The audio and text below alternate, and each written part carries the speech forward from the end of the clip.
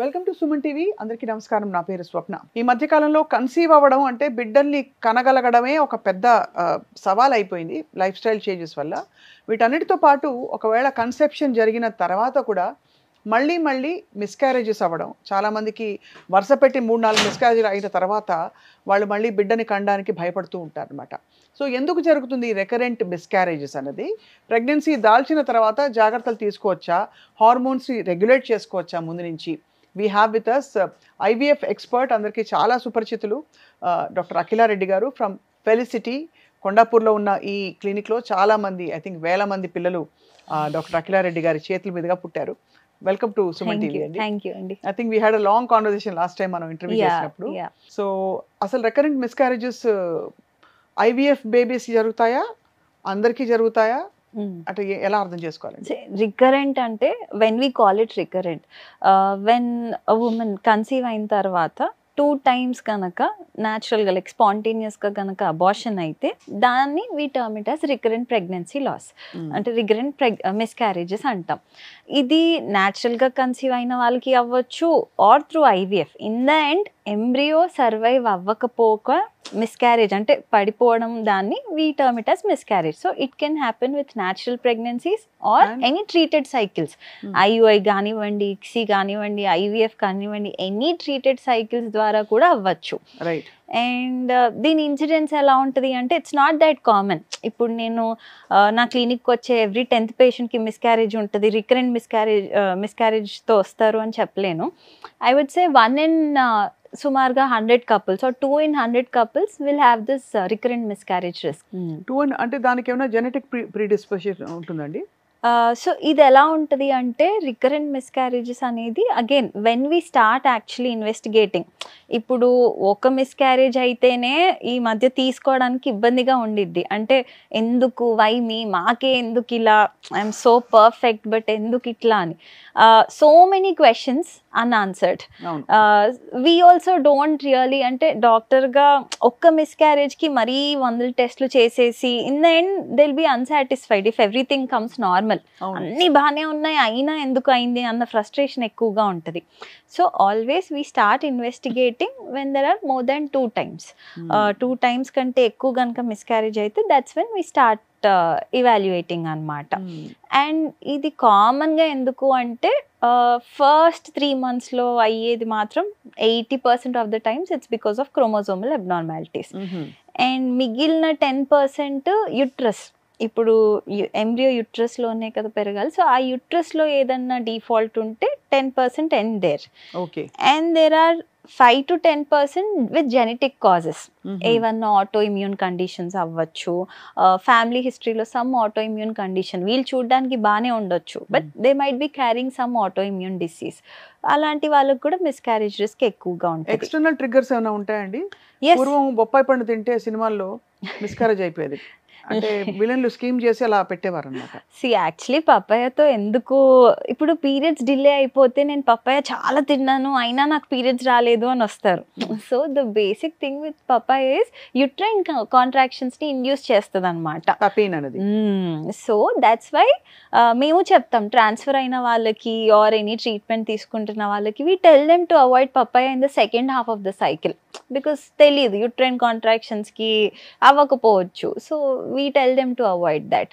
But అంతేగాని heavy workout చేస్తేనో లేకపోతే చాలామంది అంటే నేను ట్రావెల్ చేశాను చేయకూడదేమో, నేను కింద కూర్చున్నాను కూర్చోకూడదు, చాలా చిన్నగా అంటే చిన్నవి దే గెట్ ఫియర్. ఇది చేయకూడదు నేను చేశాను అందుకే ఇలా అయిందేమో అని. There is nothing, no one to be blamed in that. It's a natural process. Right. So కాబట్టి మరి దీనికి మరి ట్రిగ్గర్స్ ఎక్స్టర్నల్ ఏమి ఉండవు? స్ట్రెయిన్ అవ్వడము, బరువులు ఎత్తడము, వంగడము, ఇల్లు ఊడవడము, ఇలాంటివన్నీ కూడా మనకి మిస్క్యారేజెస్కి ఎస్పెషల్లీ ఎర్లీ ప్రెగ్నెన్సీలో తావు ఇవ్వమంటారు. No until and unless they lifting 2 heavy weights. ఇప్పుడు మరీ weight bearing exercise 10 kg 15 kg అలా చేస్తే అలా ఇప్పుడు ఎవరు చేయరు. నేను నా for my IVF are ICSI treated cycles also నేను ఎవరికి బెడ్ రెస్ట్ చెప్పను. దే కీప్ ఆస్కింగ్ మీ తీసుకోవాలి కదా అంటే చూస్తూ ఉంటారు కదా వీడియోస్లో ఇక్కడ అక్కడ, దే కీప్ ఆస్కింగ్ మీ. అసలు అవసరమే లేదంటాను. బాడీలో యుట్రస్ ఏం నించొని ఉండదు, వీళ్ళు ఎగిరి దుంకగానే కిందికి ఎంబ్రియో రావడానికి. It will be sleeping like this. That's how nature has made it. అవును సో కదా. ఏ యాక్టివిటీ చేసినా embryo will be safe there. అసలు ఒక విషయం చెప్పండి, ప్రెగ్నెన్సీలో రెస్ట్ తీసుకునే కాన్సెప్ట్ మన హ్యూమన్ బీయింగ్స్ కి మాత్రమే కదా. జంతువుల్ని రెస్ట్ తీసుకుంటున్నా, నాకు 3 నెలల వరకు ఏం డిస్టర్బ్ చేయదని చెప్పవు కదా, వాటి పనులు చేసుకుంటూ పోతాయి. అసలు there is nothing call rest. Only కొన్ని సినారియోస్ లో we tell them to take rest. Suppose bleeding అయిన వాళ్ళకి, అవునవును. సో అలాంటప్పుడు ఎస్ రెస్ట్ తీసుకోమని చెప్తాం, కానీ అంతకు మించి they can do everything. Including sexual activity. Sexual activity is more or less, అంటే ఇట్ డిపెండ్స్. ఇప్పుడు someone with previous miscarriages I usually tell them to avoid intercourse. లేదు ఫస్ట్ టైమే అన్నప్పుడు till 5th 6th month I tell it's safe. After that it might, అంటే మనకు తెలీదు placenta ఏ position లో ఉందో, intercourse might again initiate bleeding there. So కొంచెం 6th month తర్వాత అవాయిడ్ చేయమని చెప్తాను. ప్రొజెస్ట్రాన్ లెవెల్స్ ఒకవేళ తగ్గిపోయాయి అనుకోండి, but does it also induce? This is tricky thing. Progesterone ni we cannot really check. ఇప్పుడు ఇంప్లాంటేషన్ అనేది ఎప్పుడు స్టార్ట్ అవుతుంది బాడీలో అంటే ఓవ్యులేషన్ అయిన 6 days కి. 6 days తర్వాత that's how embryo forms, and it's a process. It's not like one time ఒక గంటలో అవ్వదు. It's a continuous process. And ఇందులో progesterone is the supporting hormone. ఈ హార్మోన్ ని మనం చెక్ చేయలేం. ఇప్పుడు నేను 6th day పిలిచి post ovulation come let's I'll check your progesterone అంటే మార్నింగ్ ఒకలా ఉంటుంది, ఆఫ్టర్నూన్ ఒకలా ఉంటుంది. It's a pulsatile. It keeps changing hour to hour. So I cannot really monitor progesterone. ఆ డెఫిషియన్సీ వల్ల మిస్క్యారేజ్ అయింది అని చెప్పడం చాలా కష్టం. సో ప్రొఫైలాక్టిక్ గా ప్రొజెస్ట్రాన్ పెట్టేస్తాం. ఎనీ ట్రీటెడ్ సైకిల్స్, ఓఐటిఐ అంటే న్యాచురల్ గా ట్రాకింగ్ కానివ్వండి, ఆర్ ఎనీ మెడిసిన్స్ ఇచ్చి ఎగ్ గ్రోత్ కి కానివ్వండి, or IUI treatment, any treated cycles we give them progesterone. అందుకే బికాస్ వాళ్ళ బాడీలో ఎలా ఫ్లక్చుయేట్ అవుతుందో మనం కనిపెట్టలేం కాబట్టి యూనివర్సల్ గా we treat them with progesterone. Right. First sign of miscarriage ఎలా ఉంటుందండి? కాంట్రాక్షన్స్ ఉంటాయా, కొంచెం మైల్డ్ గా నొప్పులు వస్తాయా, బ్యాక్ పెయిన్ వస్తుందా? సో ఈ మిస్క్యారేజెస్ కూడా ఫ్యూ ఆర్ వెరీ సైలెంట్. అంటే హార్ట్ బీట్ స్కాన్ అంటే 8 weeks వెళ్తే కానీ they will not know that the baby is not growing inside అని. Few are very silent. కొన్ని ఏమో స్పాంటేనియస్గా, అంటే తెలియకుండా they will be just somewhere and bleeding అలా అయిపోతూ ఉంటుంది. When the bleeding starts that's when pain starts. Pain లేకుండా బ్లీడింగ్ అవుతుంది అంటే you need not worry. You should only worry when you're bleeding with pain. అంటే పీరియడ్స్ అప్పుడు cramping వచ్చి అలా ఏమన్నా బ్లీడింగ్ అవుతుంది అంటేనే వరీ అవ్వాలి. కానీ నార్మల్గా spotting, bleeding, brownish discharges after women conceives అస్సలు కంగారు పడనక్కర్లేదు. But they have to see a doctor. తప్పకుండా, అంటే పర్యవేక్షణ అవసరం. యా. ఇలాగే మీరు అన్నట్టు యూట్రైన్ వాల్ సాగ్ అయిపోయి చాలా మందికి కిందకి జారిపోయి స్టిచెస్ వేస్తారు. అలాగే అంతేకాకుండా బెడ్ రెస్ట్ లోనే ఉండమని చెప్తారు మిస్క్యారేజ్ అవ్వకుండా. ఆ కండిషన్ ఏంటండి, దాని పేరేంటి? సో సర్వైకల్ ఇన్కాంపిటెన్స్ అంటాం. ఇప్పుడు సర్విక్స్ ఏంటి అంటే యుట్రస్ ద్వారం like entrance, we call that organ as cervix. అది అందరికీ ఒకటే సైజులో ఉండదు. In the end uterus is a muscle bag. Cervix అనేది it's a very small organ. అది సపోర్ట్ చేస్తుంది యుట్రస్ని. సో కొన్ని కండిషన్స్, ఇప్పుడు పీసీఓ కానివ్వండి, ఆర్ ఎవరికైతే బాడీలో ఎక్సెస్ ఆండ్రోజన్ ఉంది. ఎక్సెస్ ఆండ్రోజన్ ఉందని నాకు ఎలా తెలుస్తుంది అంటే హెయిర్ గ్రోత్, యాక్నే, ఇవన్నీ. సో ఇలాంటి వాళ్ళకి usually once they conceive cervix short అవుతా ఉంటుంది అనమాట. సో ఎనీ పీసీఓ పేషెంట్ నేనైతే చెప్పేస్తాను, go get a stitch done once you reach 12 weeks అని. అది వేయించుకుంటే దే విల్ బి సేఫ్. కంగారు అవసరం లేదు. కొందరికి తెలియదు, అంటే మేము చేసే ఎన్టీ స్కాన్స్లో కానీ ఈ స్కాన్లో they measure the cervix length. అప్పుడు కనుక if it's less than 2.5 it's better they get a stitch done. So అది డాక్టర్ విల్ డిసైడ్. కొన్ని సందర్భాలలో ఏంటి అంటే ఆ స్టిచ్కి వెళ్ళే, అంటే అది డిసైడ్ చేసే అంత టైం కూడా ఉండదు. Or they might have miss that NT scan. ఇవి టిపికల్ గా 5th month లో మిస్క్యారేజ్ అవుతాయి. లైక్ స్పాంటేనియస్ గా అండ్ పెయిన్లెస్ గా they abort the baby. So మరి మిస్క్యారేజెస్ కాకుండా ఎస్పెషల్లీ ఐవీఎఫ్ బేబీస్ లో or any kind of artificial external support తో కన్సీవ్ చేసే బేబీస్ లో ఏమైనా అధిక జాగ్రత్తలు తీసుకోవాలా? Because so that the embryo is IVF and ICSI artificial process is only to an extent. అదే ఇందులో కూడా embryo has to form on its own. అది న్యాచురల్ గానే డివైడ్ అవ్వాలి, ఫార్మ్ అవ్వాలి. అండ్ మేము యుట్రస్ లో పెట్టినప్పుడు uterus should solely take the embryo. It has to grow naturally. So any pregnancy whether it's natural or treated, once she conceives it's the same.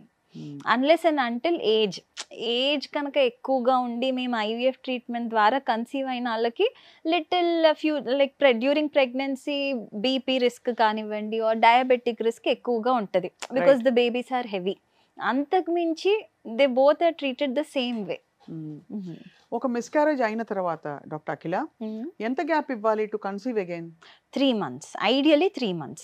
ఎందుకు why 3 months only అంటే బాడీలో ఏంటంటే once in 3 months eggs retrieve వస్తూ ఉంటాయి అనమాట. They will be there, it's like a pool.